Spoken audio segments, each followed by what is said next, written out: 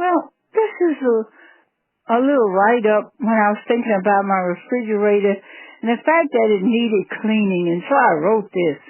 I don't know what to call this, just a little write-up from my thoughts. I opened my refrigerator, and the food smells screamed loudly.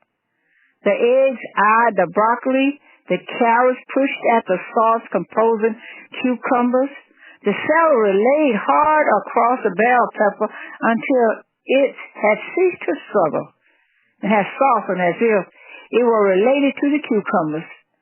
The tomato sat and squashed silence, awaiting a touch before spilling its disagreements. The cooked cabbage screamed across to the broccoli that they were not any kin to each other. The container of buttermilk spoke hoarsely and loudly, then sat pouting. All movement ceased when the necklace chicken raised its legs in protest, pushing out its breast, striking a stance against such silliness.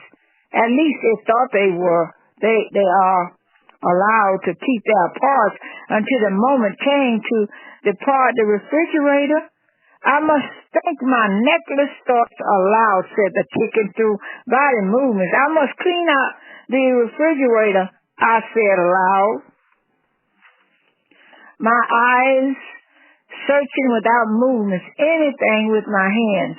Upon slamming the refrigerator, I thought I heard a sigh. Whew, said the necklace chicken.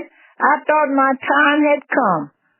They all resumed their posture, fuming out their speech, waiting for the next breath of fresh air when the refrigerator door would open. And I said to myself, I have really got to clean out this refrigerator.